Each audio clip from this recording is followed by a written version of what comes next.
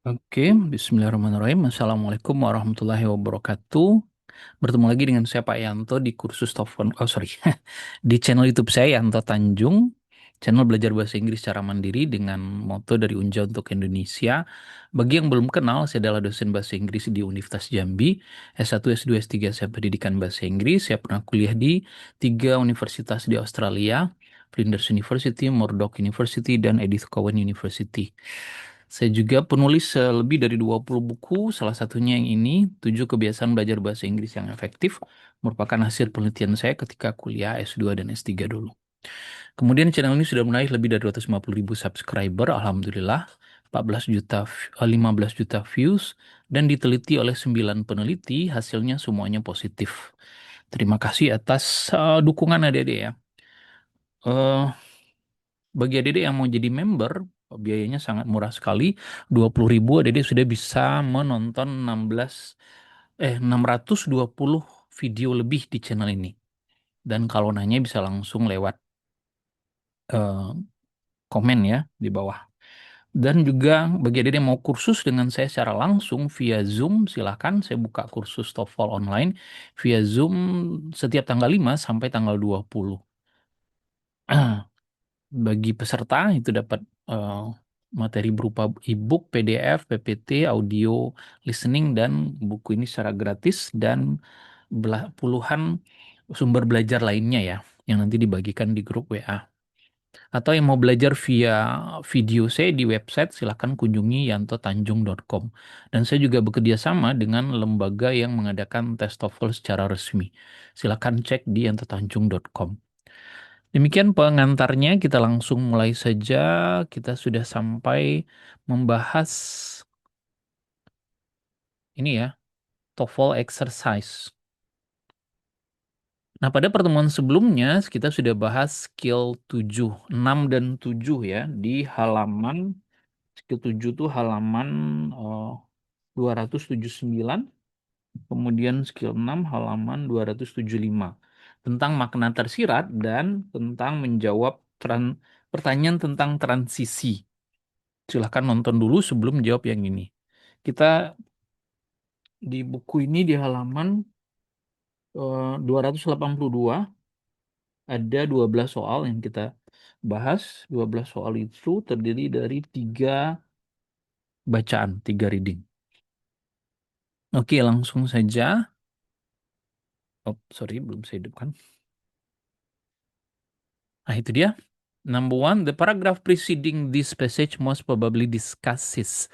Nah, pada skill 6 atau skill 7 ya, saya sudah jelaskan kalau dia menggunakan kata-kata preceding berarti maknanya sebelumnya.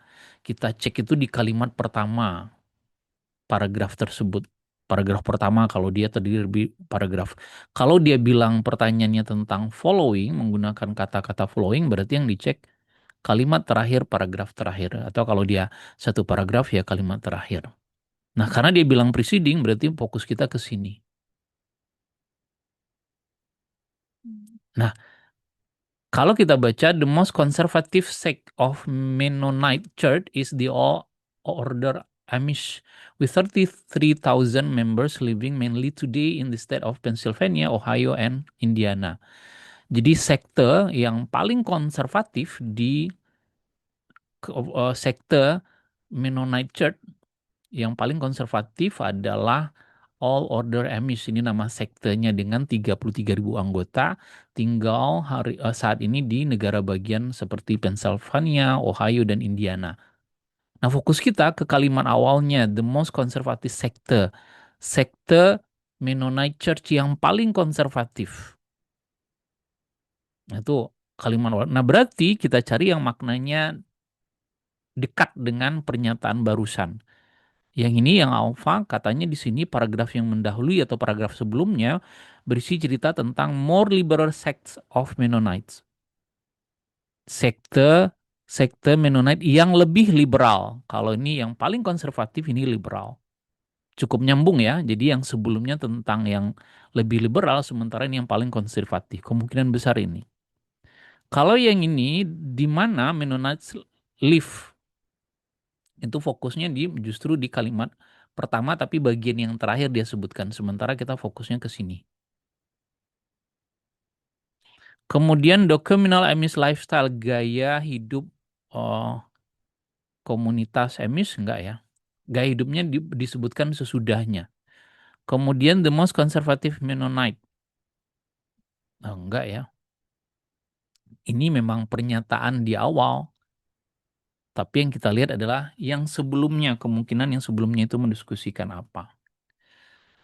Silakan lihat nanti skill 7 kembali banyak contoh. Number 2, which of the following would probably not be found on an Amish farm? Manakah berikut ini yang kemungkinan tidak ditemukan dalam sebuah area pertanian masyarakat Amish? Nah, kalau ada kata-kata probably, implied, kemudian infer, berarti dia makna tersirat. Manakah kemungkinannya yang tidak ditemukan? Apakah hammer? Mari kita lihat apa saja yang ada pada mereka misalnya. Ini di kata-kata television ya. Emis itu menolak perubahan sosial yang sudah terjadi 300 tahun sebelumnya. Mereka lebih menyukai tetap mengakar pada gaya hidup abad ke-17. Nah, mereka ini dia barangkali. Mereka hidup di daerah pertanian tanpa radio, televisi, telepon, lampu listrik, dan mobil. Mereka berpakaian sangat konvensional ya, dan model gaya yang sangat kuno. Nah, mereka itu katanya melakukan pertanian di tanah mereka dengan menggunakan eh, kuda-kuda dan peralatan daripada dibandingkan peralatan ini harusnya modern ya, peralatan modern. Jadi mereka lebih suka yang tradisional. Mana yang tradisional? Hammer ada. Kan katanya yang tidak ditemukan. Cart, kereta ada. Long dress itu pakaian yang panjang, gaun yang panjang ya, bukan rok mini. Ini ada, karena mereka pakaiannya model lama. Nah, refrigerator yang nggak ada. Karena mereka kan tidak menggunakan listrik ya, hidupnya ya. Ada itu di film-film atau kita cari di YouTube banyak tuh kehidupan sekte-sekte di Amerika Serikat. Number three, it can be infer, oh ya nomor tiga ini ada pada halaman 283, dapat disimpulkan dari bacaan bahwa a quilting bee. Apa itu quilting bee? Ini maknanya infer, implied, probably berarti makna tersirat. Quilting bee, mana kata-kata quilting bee ini dia.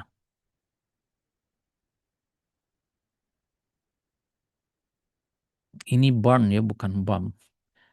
Nah, they have highly communal form. Mereka, maksudnya komunitas yang kuno tadi, eh, memiliki bentuk kehidupan yang sangat komunal. Sangat komunal itu sangat dekat satu dengan yang lain ya, komunitasnya. With barn racing and quilting bees as commonplace activities. Dengan barn racing itu artinya mendirikan barn itu mendirikan bangunan pertanian kayak apa namanya tempat hewan ternak misalnya.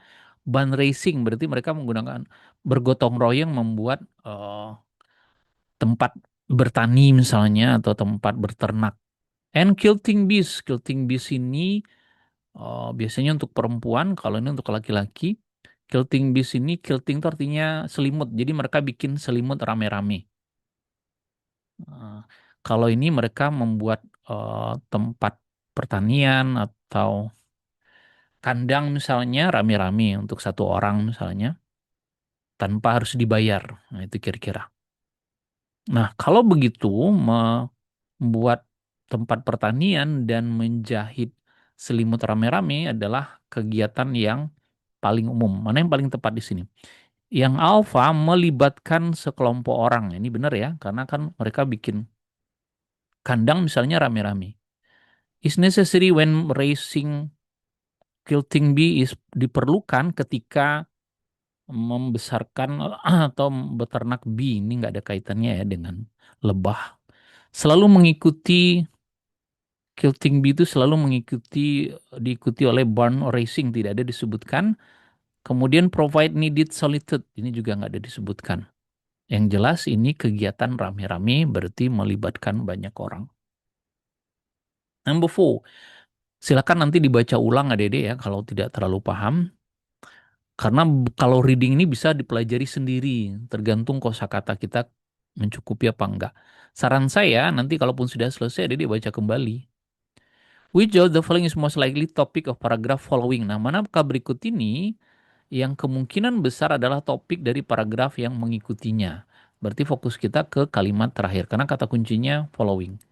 Kalau preceding, kita fokusnya ke sini. Nah, mereka memiliki jenis kehidupan komunal yang cukup tinggi dengan mendirikan bangunan untuk pertanian, kemudian menjahit selimut rame-rame sebagai kegiatan yang umum. Nah, berarti yang mana? Mari kita lihat effect of communal lifestyle. Ini barangkali paling tepat. Pengaruh kehidupan yang komunal, karena ini disebutkan di awal. Kalau ini how all order Amish differ from the Mennonites, nggak ada disebutkan ya. Bagaimana kata-kata order Amish itu disebutkan di bagian awal sini. Jadi enggak. Pengaruh kehidupan modern teknologi terhadap ini juga enggak. Kemudian doktrin dari juga enggak. Doktrin itu munculnya di sini. Nah, gitu. Oke. Nah, paragraf berikutnya, paragraf yang sebelum bacaan ini kemungkinan mendiskusikan apa? Ini fokus kita ke sini. Berbagai jenis suku Indian lainnya juga hidup di Great Plains. Berbagai suku Indian, ini di Amerika Serikat ya, juga hidup atau juga tinggal di Great Plains. Nah, mana yang paling tepat di sini nih? Apakah bagaimana Sioux, Sioux ini sejenis suku di suku India ya, bertempur melawan orang-orang kulit putih? Nggak ada ya pernyataan itu. Sioux itu baru disebutkan ke paragraf keduanya. Satu dari suku Indian Plains. Ini dia. Karena ini kan berbagai jenis suku Indian lainnya. Berarti yang diskusikan sebelumnya adalah salah satu dari suku Indian itu. Kalau ini di mana Siot live? Enggak ya, disebutkan tuh sesudahnya. Kemudian suku Indian Amerika yang berada di pantai timur. Ini juga nggak ada sama sekali. Number six, which of the following represent a likely reaction of Siok in the 1800s to the encroaching white civilization?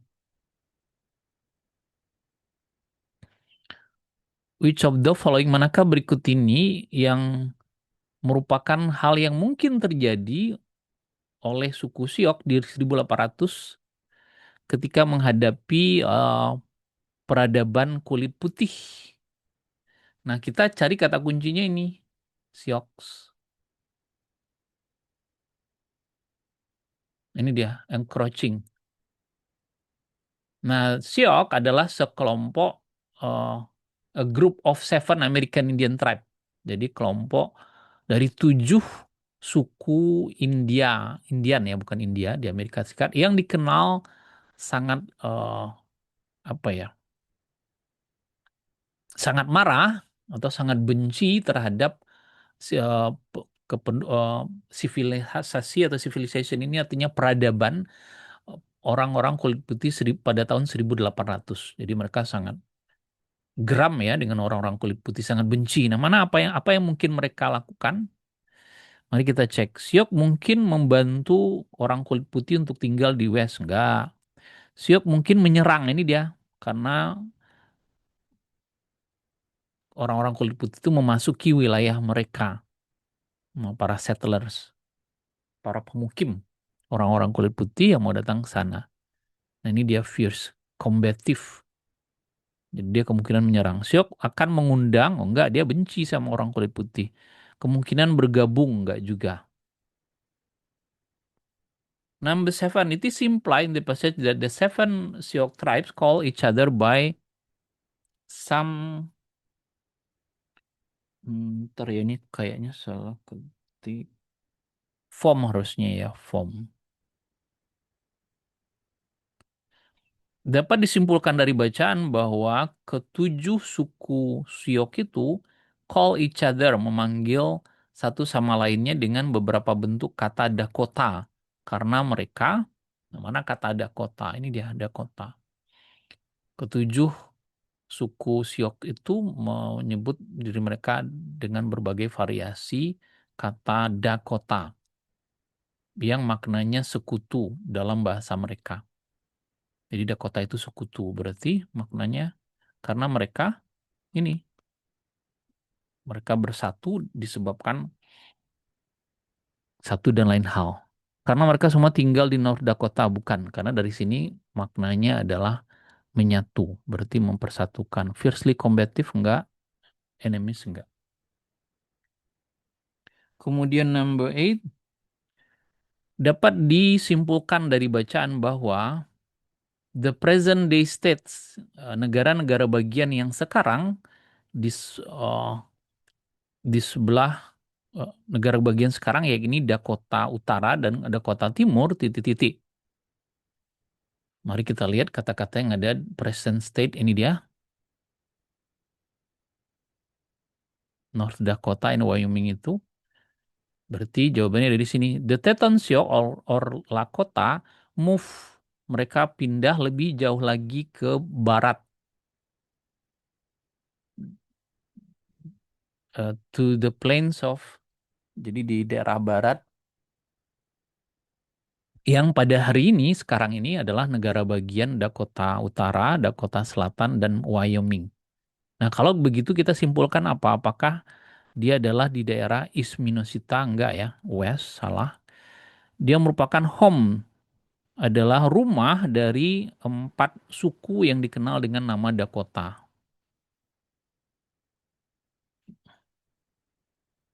Apakah rumah mereka? Enggak ya, mereka kan pindah, berarti bukan rumah mereka. Ini dia move further. Menerima namanya dari suku Indian yang tinggal di sana. Ya, sangat mungkin ya, karena kan nama-nama Dakota itu adalah nama-nama Indian. Bagian dari eh, daerah timur, enggak ya, kan tadi sudah disebut di daerah barat. Karena mereka meninggalkan daerah timur, lalu mereka pindah. Oke, number 9 halaman 284. Jumlah burung, spesies burung yang telah menjadi punah di Amerika Serikat sejak 1600 kemungkinan mana jumlah burung. Nah, kepunahan banyak spesies burung tidak diragukan lagi disebabkan oleh kehidupan manusia modern. Sejak tahun 1600 diperkirakan sekitar 100 jenis burung telah punah di dunia ini. Jadi 100 jenis burung itu sudah punah di dunia sejak 1600. Nah, kalau begitu di Amerika Serikat saja berapa burung yang punah? Apakah lebih dari 100? Nggak mungkin. Karena 100 itu untuk seluruh dunia. Wow. Apakah persis 100? Enggak. Karena kan dia bilang mana tadi? Approximately. Bukan persis. Kurang dari 100 ini mungkin. Kenapa? Amerika Serikat kan bagian di negara dunia ya. Kalau 100 jenis burung punah, negara di dunia itu anggaplah 200. Nah, di Amerika saja tentu kurang dari 100 yang punah. Bukan 3 ya. Ini logika sederhana tanpa harus ada kata-katanya di teks. Bacaan the passage implies that the great oak disappear. Bacaan mengindikasikan bahwa ini nama burung great oak disappear. Mana dia great oak extinction? Ini dia.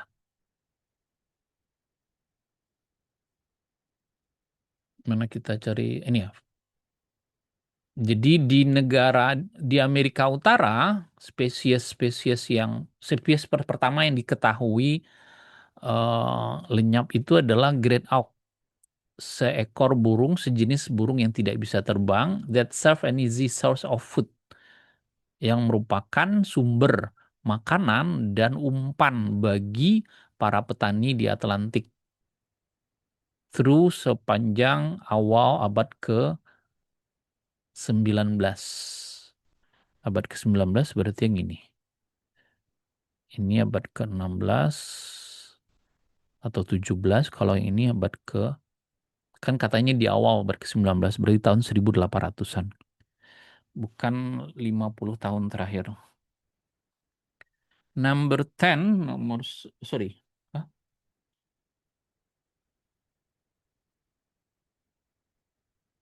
Oh ya, sudah ya.